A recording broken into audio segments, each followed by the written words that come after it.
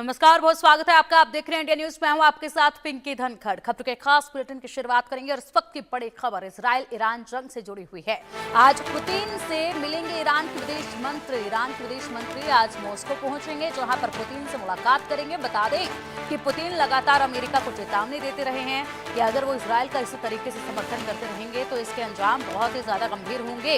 लेकिन यहाँ पर केवल समर्थन नहीं, अमेरिका ने तो ईरान पर अटैक ही कर दिया है। जब अमेरिका ने ईरान पर अटैक किया तो उसके बाद से यहाँ पर ना तो रूस की तरफ से कोई प्रतिक्रिया इसको लेकर सामने आई है और ना ही चाइना की तरफ से कोई प्रतिक्रिया सामने आई है। अब ऐसे में ईरान के विदेश मंत्री आज मॉस्को पहुंचेंगे। मॉस्को जाने के बाद वो पुतिन से मुलाकात करेंगे। क्या उन्हें आश्वासन दिया जाएगा, किस तरीके से समर्थन जो है रूस की तरफ से दिया जाएगा, या फिर कोई रणनीति यहाँ पर बनाई जाएगी, ये देखने वाली बात होगी। दूसरी तरफ जब यहाँ पर पहुंचेंगे रूस और इसी के साथ पुतिन से करेंगे मुलाकात, तो क्या कुछ रहता है और इस पर अमेरिका कैसे रिएक्ट करता है, ये भी देखना होगा।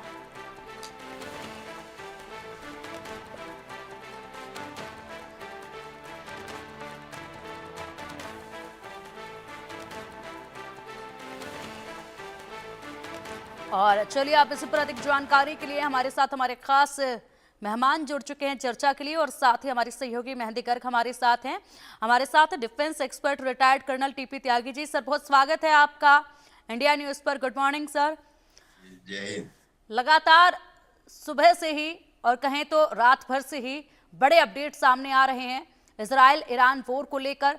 और सबसे पहले मेहंदी गर्ग का एक बार रुख करना चाहूंगी। मेहंदी, आज बड़ा दिन है क्योंकि कई बैठकें भी होंगी, साथ ही साथ आज पुतिन से मुलाकात अभी ईरान के विदेश मंत्री से होगी। बिल्कुल पिंकी, देखिए जिस तरीके से ईरान और इजराइल के बीच में तनाव लगातार बढ़ता जा रहा है, तो ऐसे में अमेरिका जो है वो इजराइल के साथ खुलकर समर्थन में नजर आ रहा है। लेकिन अब बड़ी जानकारी ये मिल रही है कि आज पुतिन से ईरान के जो विदेश मंत्री है वो मुलाकात करेंगे, और ईरान के विदेश मंत्री जो है वो मुलाकात करने के लिए आज खुद मॉस्को पहुंचेंगे। तो बेशक एक बड़ी बैठक और एक बड़ी मीटिंग होने वाली है, क्योंकि जिस तरीके से ईरान और इजराइल के बीच में ये जो युद्ध है वो बढ़ता चला जा रहा है, और अमेरिका इजराइल के साथ खड़ा है, और अमेरिका की तरफ से जो परमाणु हमले हैं वो भी ईरान पर किए गए हैं। तो उसके बाद लगातार ईरान जो है अब वो अटैकिंग मोड में नजर आ सकता है आने वाले दिनों में, क्योंकि ईरान की तरफ से ये जानकारी भी दी गई है और ये भी कहा गया है कि अब हम चुप नहीं बैठेंगे और ये जो हमला किया गया है उसका जवाब जरूर देंगे। तो ऐसे में अब जहां एक तरफ अमेरिका की एंट्री इस युद्ध में हो चुकी है, तो वहीं दूसरी तरफ अब पुतिन से बैठक के बाद और पुतिन से जब ईरान के विदेश मंत्री मिलेंगे उसके बाद अमेरिका क्या कुछ रुख उस पर होता है वो देखने वाली बात होगी। लेकिन जिस तरीके से सभी वर्ल्ड लीडर्स इस पूरे युद्ध में सामने आ रहे हैं, तो वहीं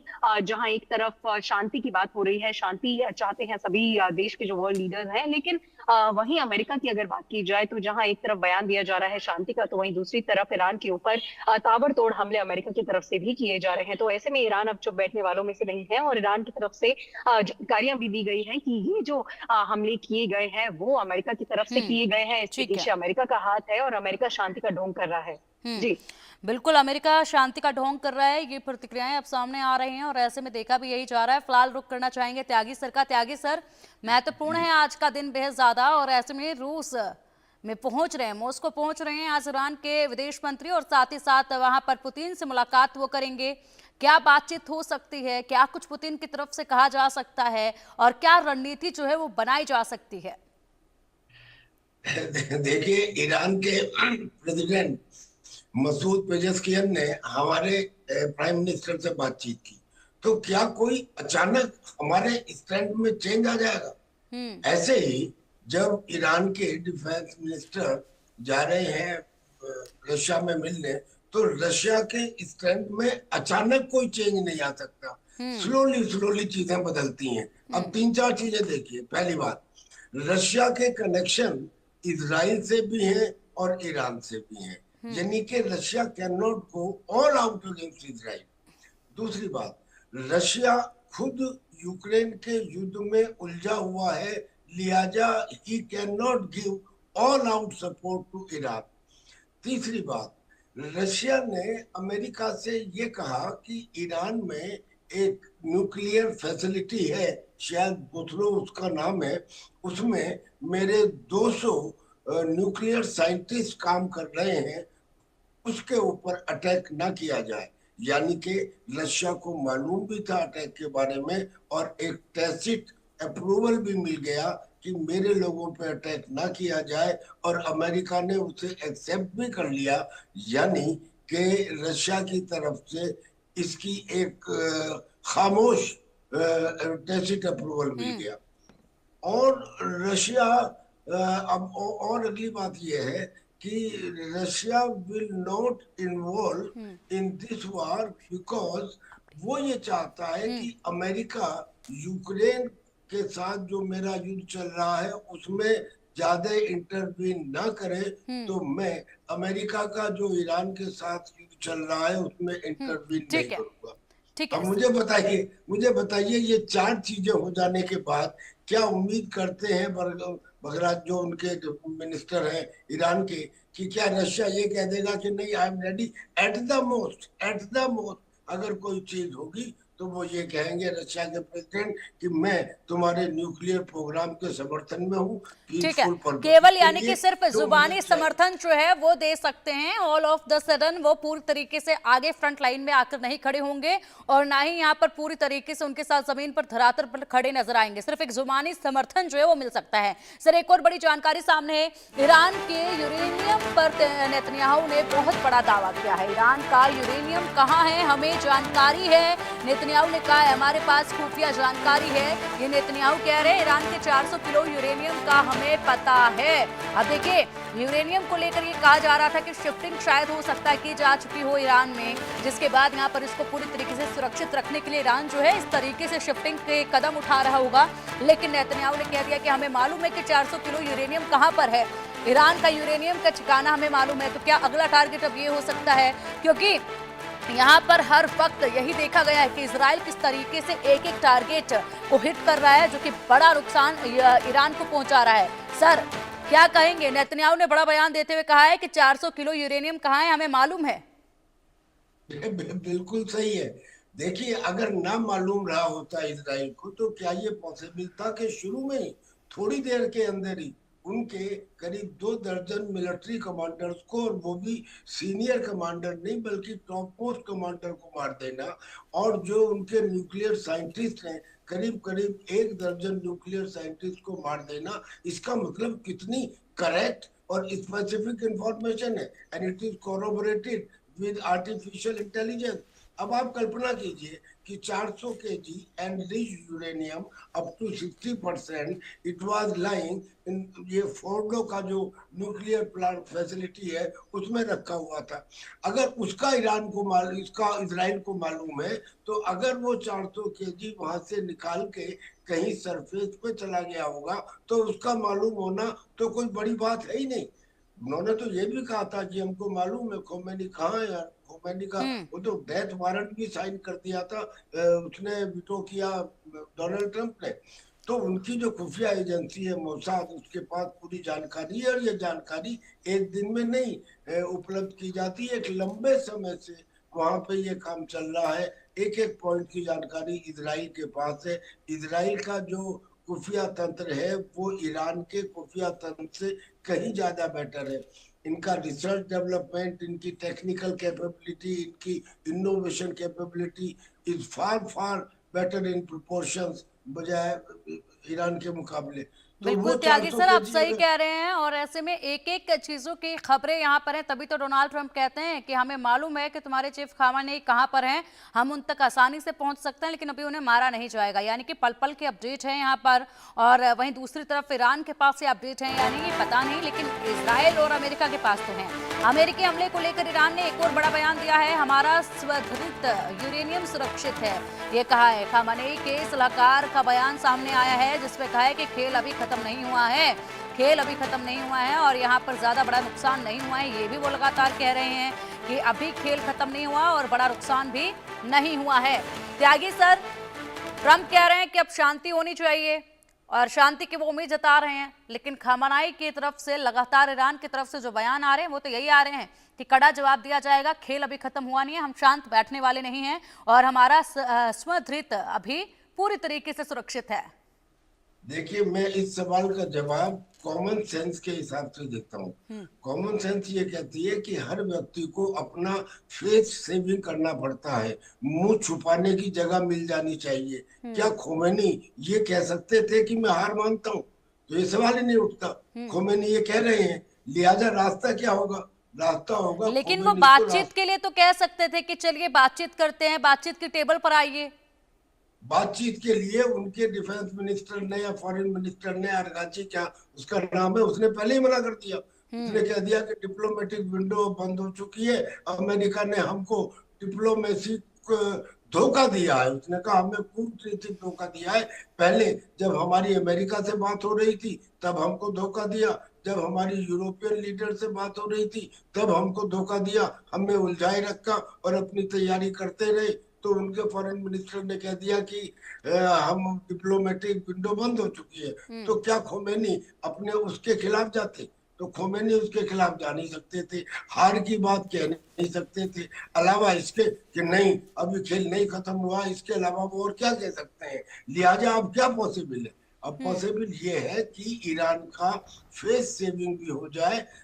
इसका मतलब कि खोमेनी को रास्ते से हटा दिया जाए, ताकि जो नया कोई ना कोई जो भी सिस्टम बनता है उस सिस्टम को फेस सेविंग मिल जाए।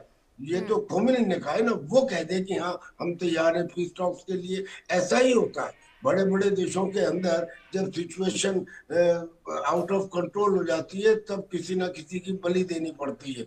मैं समझता हूँ खोमेनी का वक्त आ चुका है।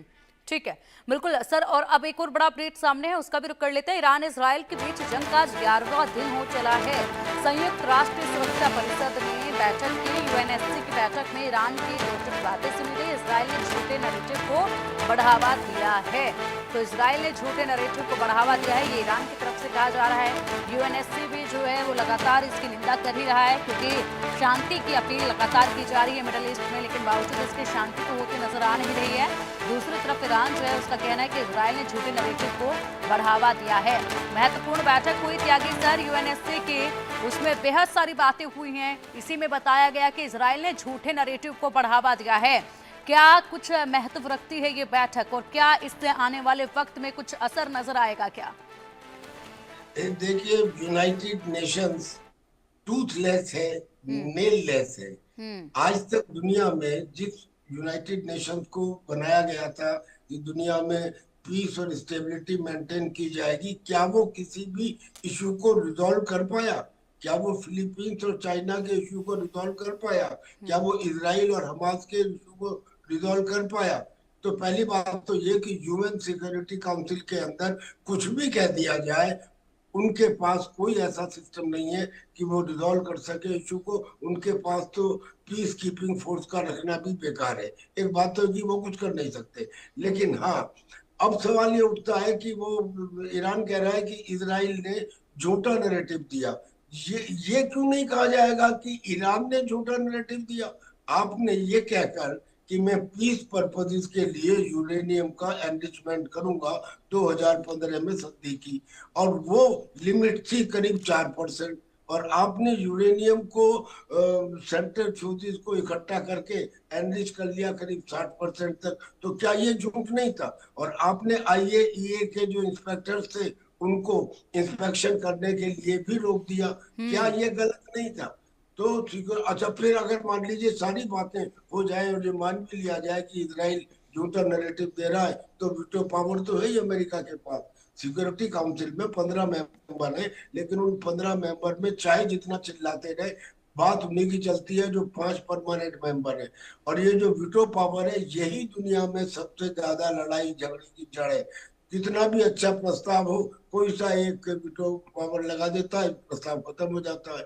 तो ये एक ऐसी एक्सरसाइज है जिसमें डिस्कशन तो होगा, लेकिन उसका रिजल्ट कुछ निकलेगा नहीं। ठीक है सर, बड़ी जानकारी एक और सामने आ रही है। हालांकि आज आईएईए की बैठक भी होने वाली है, महत्वपूर्ण हाई लेवल की बैठक होगी, और देखना होगा इसमें क्या कुछ कहा जाता है। यूएनएससी की बैठक में अमेरिका ने बयान दिया, ईरान के पास अब परमाणु हथियार नहीं हो सकते। ईरान ने परमाणु हथियार कार्यक्रम को छिपाया है। ईरान 40 साल से धमकी दे रहा था। अमेरिका ने कहा है ईरान शांति और सुरक्षा के लिए खतरा है।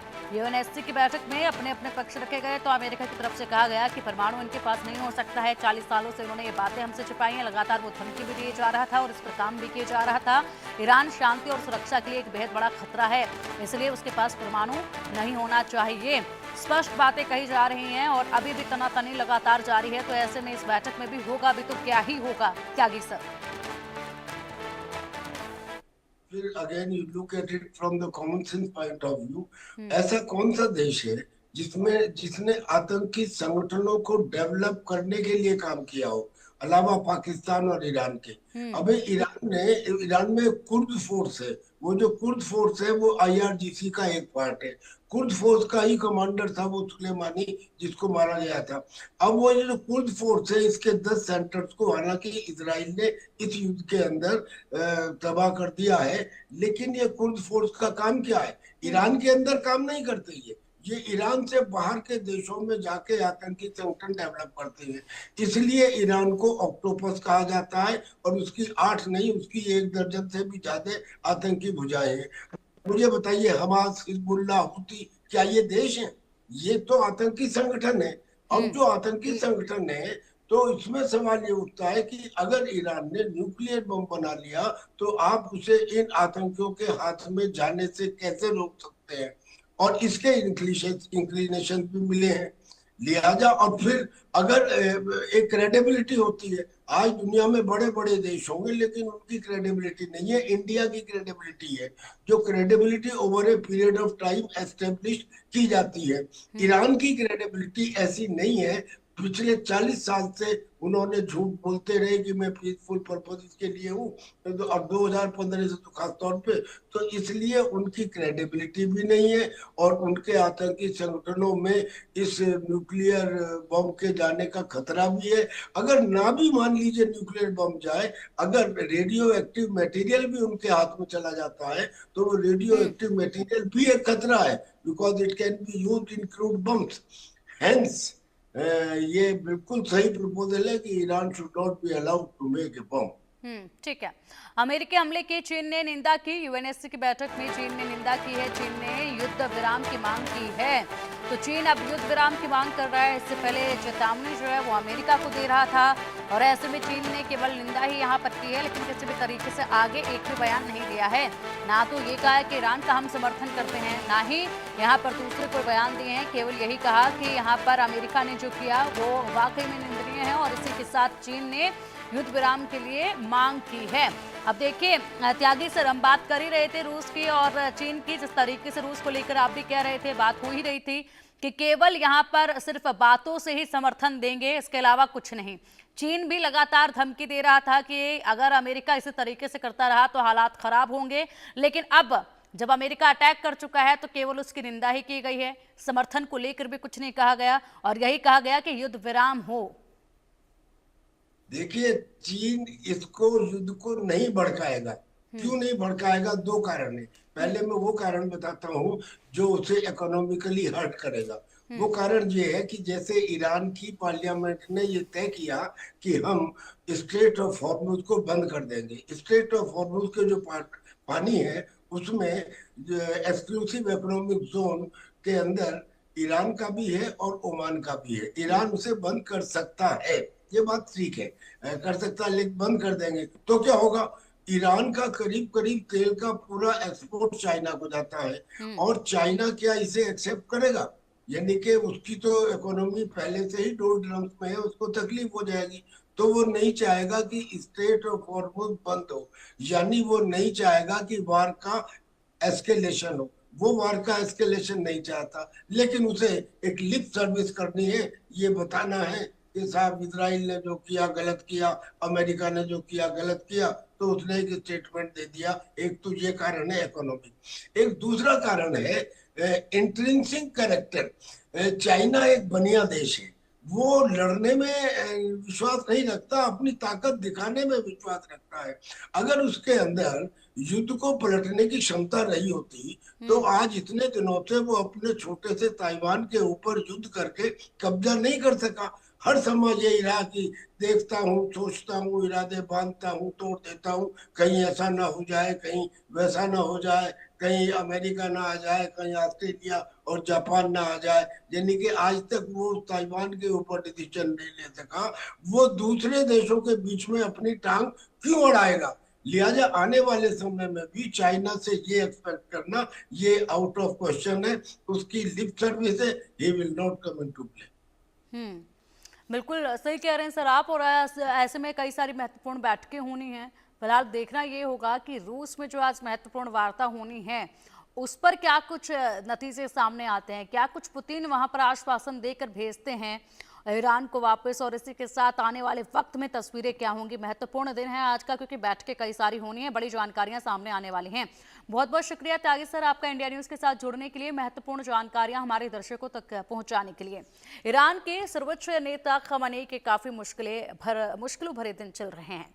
ईरान के साथ इजराइल के जंग में अब अमेरिका खुलकर कूद चुका है और ईरान के परमाणु ठिकानों को तबाह कर चुका है। हमला करने के बाद अमेरिका ने साफ तौर पर ईरान से कहा है कि अब शांति का समय है, सरेंडर करो। अगर हमला करने की कोशिश की तो अमेरिका दोबारा हमला करेगा और इस बार हमला पहले से ज्यादा खतरनाक होगा।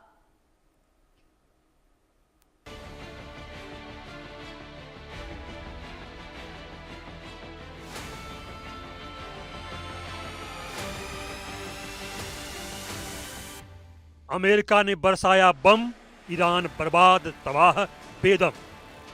ट्रंप फिर बरसाएंगे बम, चूं चपड़ नहीं करने का अल्टीमेटम।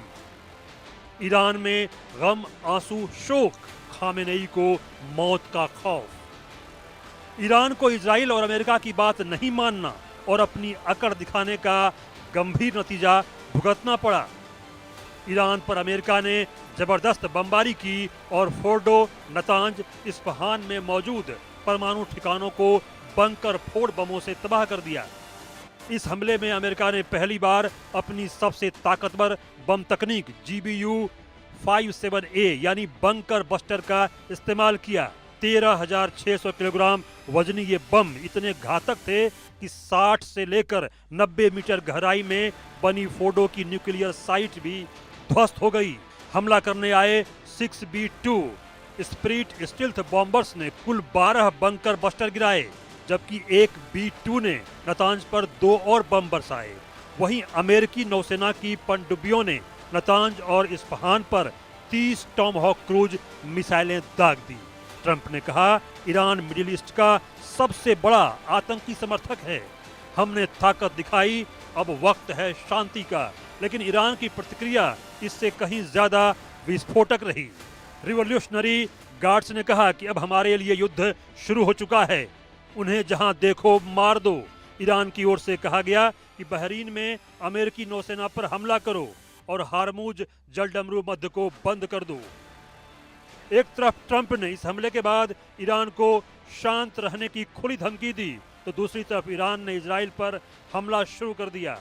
तेल अवीव में रह रहकर सायरन बजते दिखे, अफरा तफरी दिखी। ट्रंप का मतलब साफ था कि अगर ईरान सरेंडर करता है तो स्वागत है, लेकिन अगर ऐसा नहीं होता है तो खलीफा यानी खामेनेई की शामत आएगी और वो अपनी आंखों के सामने ईरान को बर्बाद होते देखेगा।